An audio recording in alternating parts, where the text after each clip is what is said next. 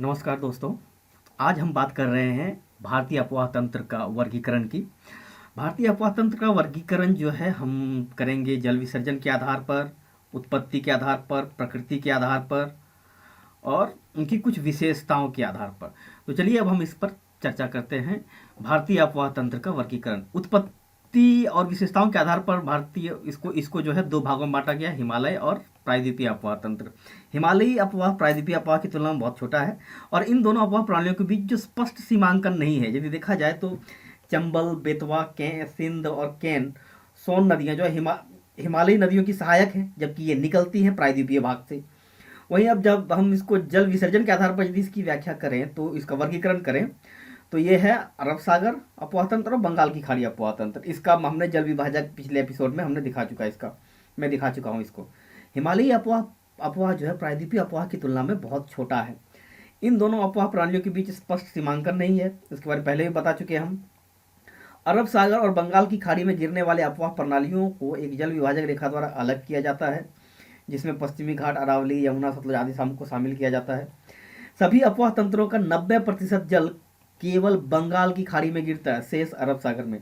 भारत में जो टोटल जो वर्षण होता है, जो बारिश होता है या फिर जो नदियाँ, जो पानी है भारत का, उसका 90% कहाँ गिरता है जाके? वो बंगाल की खाड़ी में। और शेष यानी कि 10% से भी कम अरब सागर में, क्योंकि कुछ नदियाँ हैं जो कि आंतरिक अफवाह तंत्र भी बनाती हैं।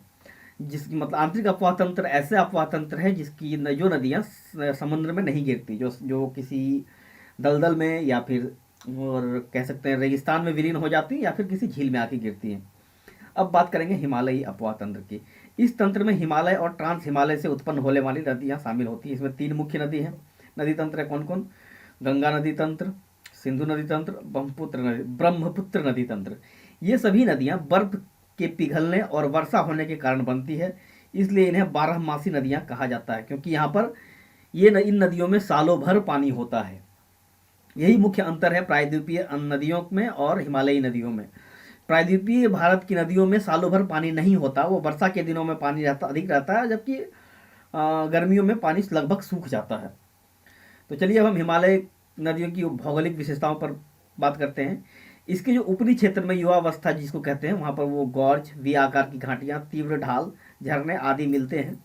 मैदानी क्षेत्रों या मध्य भाग में जो कि परिपक्व अवस्था है, यहाँ मैदानों में प्रवेश करते समय वे सपाट घाटियों, गोखुर झील, बाढ़ के मैदान और चैनल, नदी के मुहाने के पास डेल्टा जैसी स्थलाकृतियों का निर्माण करते हैं। मैदानी इलाकों में वे मजबूत एक चक्रीय प्रवृत्ति प्रदर्शित करते हैं और अपने मार्गों को अक्सर परिवर्तित भी करते हैं। इसके लिए कोसी नदी जो है वो सबसे कुख्यात है।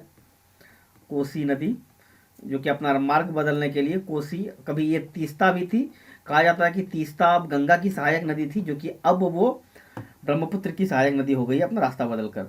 चलिए अब हिमालयी जो अफवाह तंत्र है, नदी है, इसकी उत्पत्ति पर थोड़ा चर्चा कर लेते हैं। प्रमुख हिमालयी नदियाँ हिमालय के निर्माण से पहले भी मौजूद थी, अर्थात यूरेशियन प्लेट के साथ भारतीय प्लेट के टकराने से पूर्व। तो ये नदियाँ जब टेथिस सागर में गिरती थी और इनका स्रोत वर्तमान तिब्बत क्षेत्र में था जी। इनमें कौन कौन से हैं? सिंधु, सतलज, ब्रह्मपुत्र। मेनली ये 3 नदियाँ हैं, सिंधु, सतलज और ब्रह्मपुत्र। ये नदियाँ जो है गहरी घाटियों ये नदियाँ गहरी घाटियाँ बनाती हैं। इससे ये संकेत मिलता है कि ये नदियाँ हिमालय से भी पुराना है, क्योंकि नदी तो पहले से यहाँ बह रही थी और इस क्षेत्र में उत्थान होने लगा। जैसे अपलिफ्टमेंट शुरू हुआ, नदियों ने कटाव शुरू किया, दोनों ओर पहाड़ ऊंचे होते गए, लेकिन ये नदियाँ जैसी की तैसी रही और समतल पर बढ़ती रही और ये काफ़ी गहरी घाटियों का निर्माण करती है। जैसे आप सिंधु नदी जो है, आप जास्कर सॉरी वो ले लद्दाख क्षेत्र में गॉर्ज का निर्माण करती है। ये सारी नदियाँ सिंधु, सतलज और ब्रह्मपुत्र, ये सारी नदियाँ गहरी घाटियों जिसको कि गॉर्ज कहा जाता है का निर्माण करती हैं। ये नदियाँ हिमालय के निर्माण के दौरान भी प्रवाहित हो रही थी। ऊर्ध्वाधर अपर्दन के कारण इन नदियों के तल कम होते चले गए, ऊर्ध्वाधर कटाव, जिससे गहरी घाटियों का निर्माण हुआ। हिमालय की कई नदियाँ पूर्ववर्ती अफवाह के विशिष्ट उदाहरण हैं। जैसे कि हमने अभी 3 नदियों के बारे में बात की, इसके अलावा तीस्ता को भी माना जा सकता है। ये जो कि एक तीस्ता नदी को भी पूर्वगामी नदी हिमालय का माना जा सकता है। काफ़ी छोटी नदी, बहुत बड़ी नहीं है, छोटी नदी है, इसलिए इसको नहीं कहा, ज़्यादा इंपॉर्टेंट नहीं दिया जाता। अब चलिए बात करते हैं इसमें सिंधु नदी तंत्र के बारे में। तो हिमालय से निकलने वाली जो नदियां हैं उनको वो 3 नदी तंत्रों में विभक्त होती है। कौन कौन सी? सिंधु, गंगा और ब्रह्मपुत्र।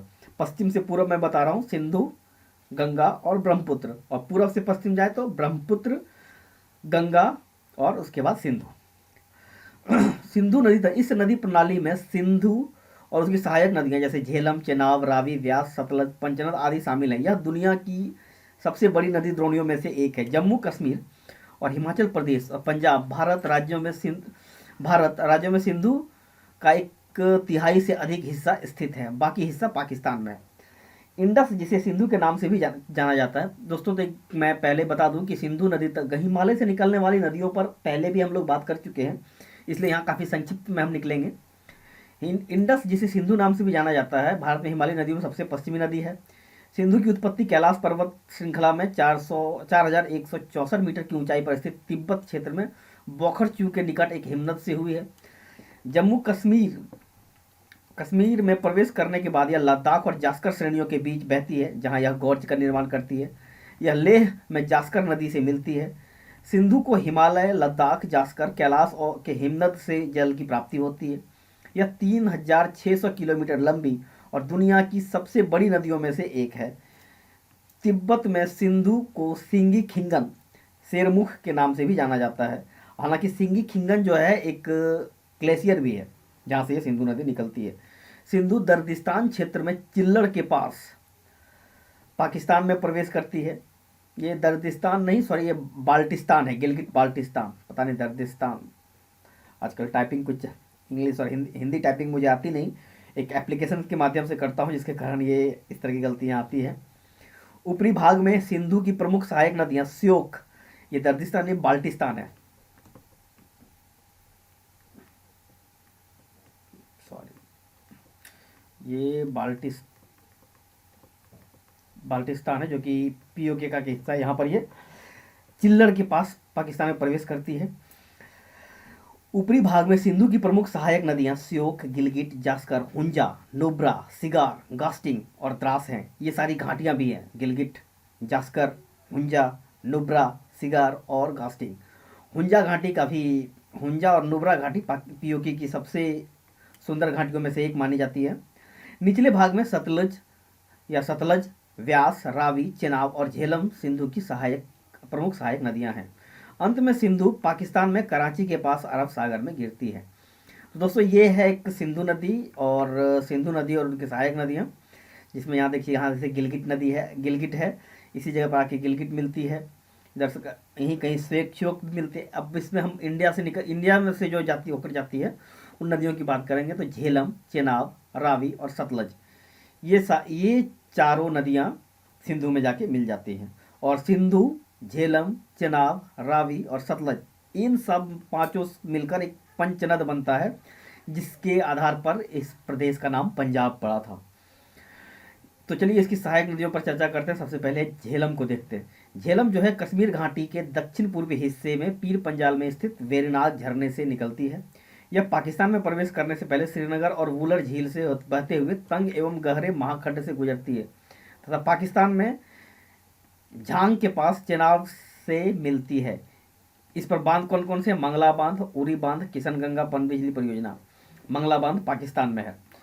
अब दोस्तों पाकिस्तान में एक मंगला बांध जो कि झेलम नदी पर है, और सिंधु नदी पर तारवेला डैम, ये दोनों जो है पाकिस्तान प्रशासित जो पंजाब है, यानी पाकिस्तानी पंजाब जो है, पाकिस्तान का जो पंजाब, पाकिस्तान प्रशासित नहीं, पाकिस्तान का जो पंजाब प्रांत है उसके लिए काफ़ी इम्पोर्टेंट है। वहाँ के जो मैदानी क्षेत्रों की सिंचाई के लिए जो नहरों को पानी मिलता है वो इन्हीं दो मंगला और तारवेला डैम से मिलता है, और उन क्षेत्रों को बिजली भी इन्हीं दो बांधों के माध्यम से मिलती है। दूसरा है, अब हम बात करेंगे चेनाब की।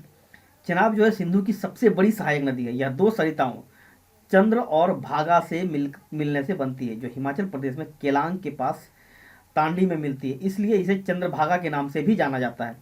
पाकिस्तान में प्रवेश करने से पहले यह नदी 1180 किलोमीटर तक बहती है।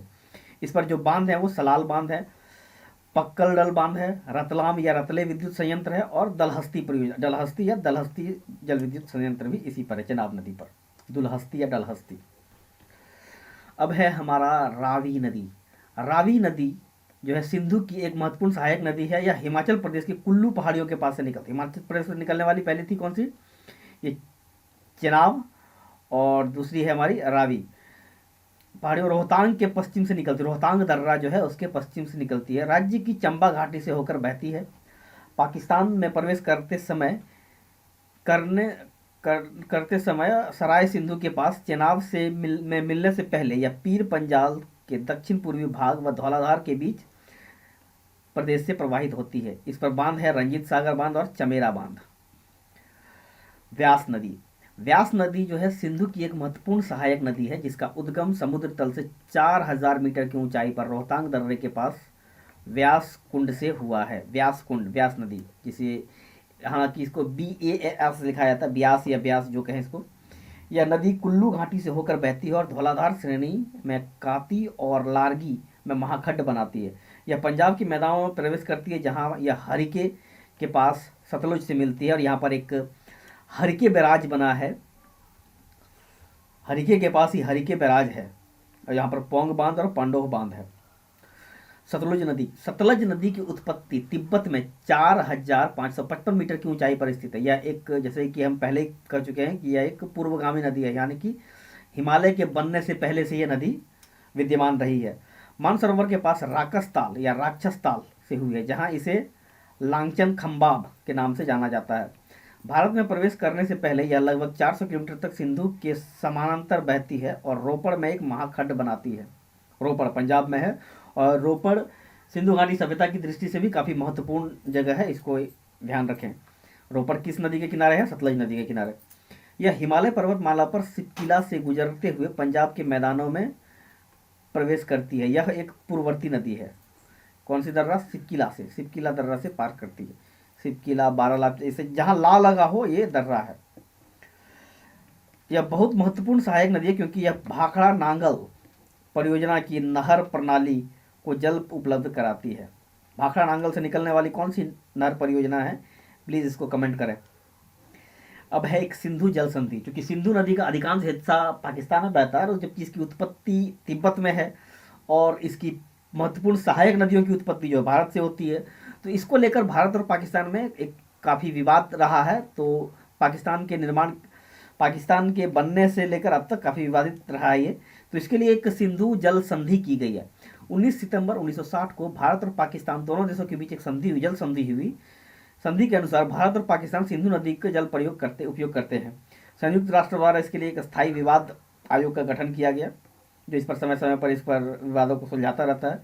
इस संधि के अनुसार भारत केवल 20% पानी का ही उपयोग कर सकता है, क्योंकि इसका लगभग 1/3 हिस्सा, यानी 20%, 1/3 से भी कम, 20% के आसपास ही हिस्सा भारत में पड़ता है, बाकी इसका शेष पाकिस्तान में है। 1960 में भारत और पाकिस्तान के बीच हस्ताक्षरित संधि के तहत 3 नदियों अर्थात रावी, सतलज और ब्यास के सारे जल का उपयोग भारत कर सकता है, जबकि पश्चिमी नदियों सिंधु, झेलम और चेनाब का सारा पानी पाकिस्तान को मिला। इनका निर्दिष्ट घरेलू और कृषि उपयोग में भारत भी कर सकता है, जैसा कि संधि में प्रावधान किया गया है। भारत को पश्चिमी नदियों पर यानी कि जो पश्चिमी नदियों पर परियोजनाओं के माध्यम से पनबिजली उत्पादन का भी अधिकार दिया गया है, जो रचना और संचालन के लिए विशिष्ट मानदंडों के अधीन है।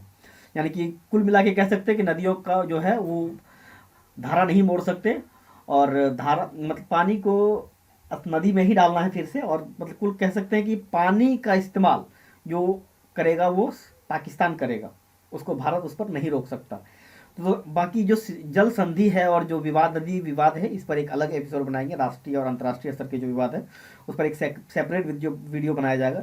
तो दोस्तों ये था हमारा आज का एक ड्रेनेज सिस्टम है सिंधु नदी तंत्र, और इसका जो नदी तंत्र और इसमें जो अपवाह प्रणाली है उसका वर्गीकरण पर हमारा वीडियो। तो मिलते हैं नेक्स्ट एपिसोड में, जिसमें हम बात करेंगे गंगा बेसिन पर। गंगा बेसिन को हम काफ़ी विस्तार से चर्चा करेंगे। मिलते हैं नेक्स्ट एपिसोड में, तब तक के लिए धन्यवाद।